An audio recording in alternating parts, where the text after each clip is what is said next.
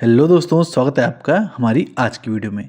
जैसा कि दोस्तों थंबनेल को देख के आप समझ ही गए होंगे कि आज की वीडियो में हम ये देखेंगे कि एग्जैक्ट वास्तु किस तरीके से निकाला जाता है और क्या क्या गलतियां हमें नहीं करनी चाहिए।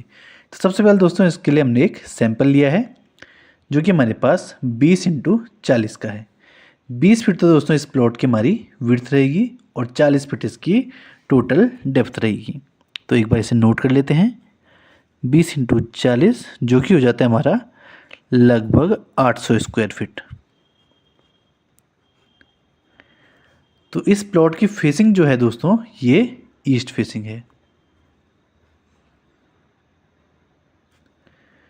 ईस्ट फेसिंग में दोस्तों जैसा कि हमें पहले भी पता है कि यहाँ पर 90 डिग्री आएगा। अगर ये हमारी ईस्ट है तो इसके बिल्कुल अपोजिट में आ जाएगा हमारा वेस्ट, जो कि आएगा दोस्तों हमारा 270 डिग्री पे, और हमारा साउथ आएगा 180 डिग्री पे और नॉर्थ आएगा हमारा 0 डिग्री पे। तो सबसे पहले दोस्तों जब भी हमें वास्तु लेना है तो दोनों कॉर्नर को एक डायगोनल लाइन से मिलाना ज़रूरी होता है। जहाँ पर ये लाइन एक दूसरे को कट करती है ये हमारे प्लॉट का दोस्तों यहाँ पर सेंटर पॉइंट आ जाता है। सबसे पहले हमें ये सेंटर पॉइंट फाइंड करना होता है वास्तु निकालने के लिए।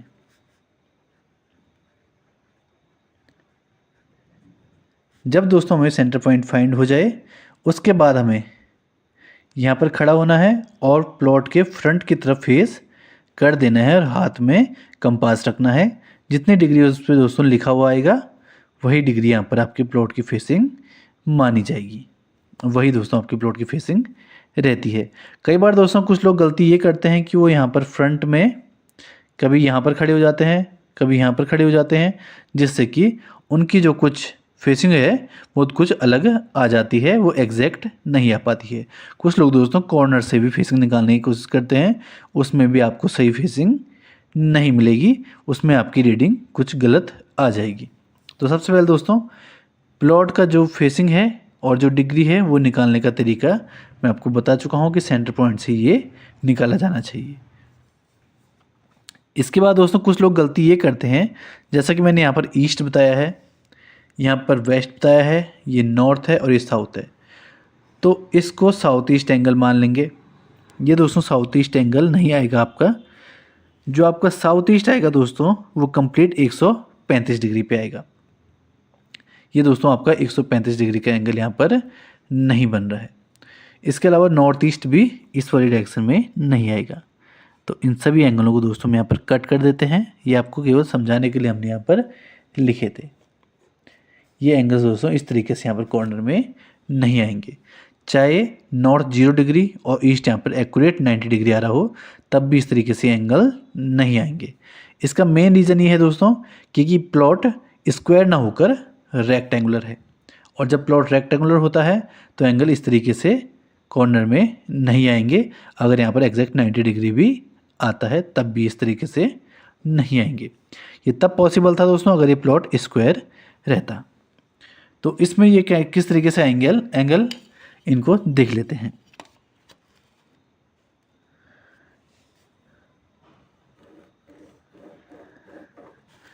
सबसे पहले दोस्तों हम यहाँ पर एक प्लस बना लेते हैं जिससे कि हमें एंगल निकालने में आसानी रहे।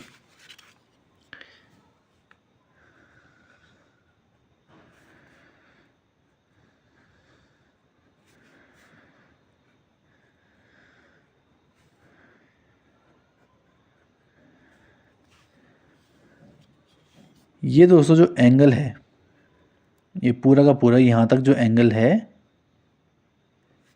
ये है दोस्तों 90 डिग्री का एंगल।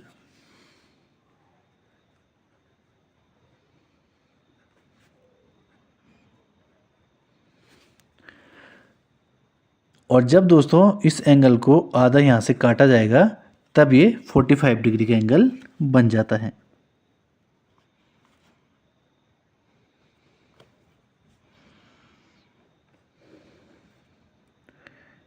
इस तरीके से दोस्तों यहाँ पर ये कटेगा और यहाँ पर ये बन जाएगा 135 डिग्री।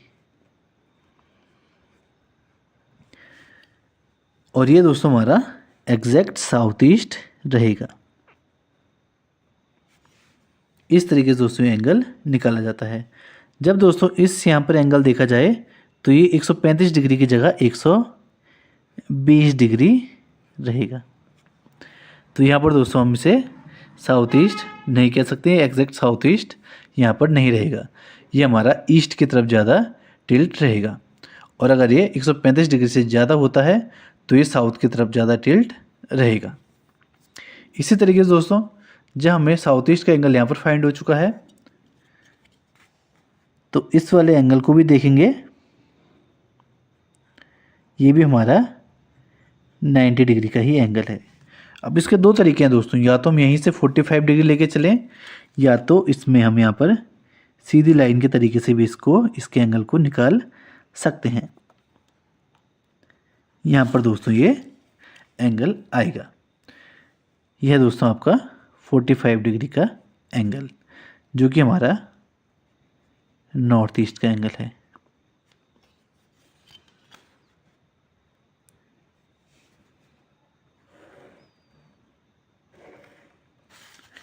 इस तरीके से। और ये दोस्तों हमारा नॉर्थ 60 डिग्री का एंगल यहाँ पर रहेगा। इसके अलावा देख लेते हैं दोस्तों कि ये तो मैंने आपको बताया था कि इस तरीके से आमने सामने की लाइनों पे एंगल निकाले जा सकते हैं। इस तरीके से इसका 45 डिग्री यहाँ पर फाइंड किया जा सकता था। इसके अलावा दोस्तों अब एंगल निकालना बहुत ही ज़्यादा आसान है, क्योंकि हम इस लाइन पे अगर अपना फीटर रखते हैं सीधी तो यहाँ पर हमें ये मिल जाएगा। और यहाँ से भी इस तरीके से ये आसानी से निकाला जा सकता है। एक तो दोस्तों ये तरीका हो गया हमारे पास। दूसरा तरीका हमारे पास हो गया कि जब हमें ये फाइंड आउट हो चुका है तो इसके सामने हम फीटर रख के इस वाली लाइन को आसानी से निकाल सकते हैं। और तीसरा तरीका हमारे पास दोस्तों ये रहेगा कि ये जो हमारे पास दूरी है, जब हम एक एंगल निकाल लेते हैं यहाँ से लेके जो यहाँ तक की दूरी होती है उतनी ही दूरी हम चारों कोनों से निकालें और वहाँ पर कट करें तो भी हमारे पास एग्जैक्ट एंगल निकल जाएगा। इसके दोस्तों हमारे पास 3 से 4 तरीके हैं जिससे कि हम आसानी से एंगल निकाल सकते हैं। ये दोस्तों मैंने आपको इसलिए बताया है क्योंकि जो प्रैक्टिकल लाइफ है, जब हम फील्ड में पहुँचेंगे तो वहाँ पर हम एंगल निकालते टाइम हमें लंबाई का यूज़ करना पड़ेगा, क्योंकि हमारे पास वहाँ पर टेप ज़्यादातर यूज़फुल रहती है। टेप से हम ज़्यादा काम कर सकते हैं। हर कोई वहाँ पर मशीन लेके नहीं जाया जा सकता है प्लॉट में, और ना ही प्लॉट को हम ऐसे पेन पेंसिल से ड्रॉ इतने अच्छे तरीके से कर पाएंगे। अगर दोस्तों किसी को स्केल की समझ है और उसे इंजीनियरिंग मैप बनाना आता है तभी जाके वो इस तरीके से एंगल्स वहाँ पे निकाल पाएगा। अगर उसे इंजीनियरिंग की समझ कम है और स्केल की समझ कम है तो उसके लिए दोस्तों सबसे बढ़िया रहेगा कि वो फीटे के तरीके से भी, फीटे से नाप के भी इनके एंगल्स आसानी से निकाल सकता है।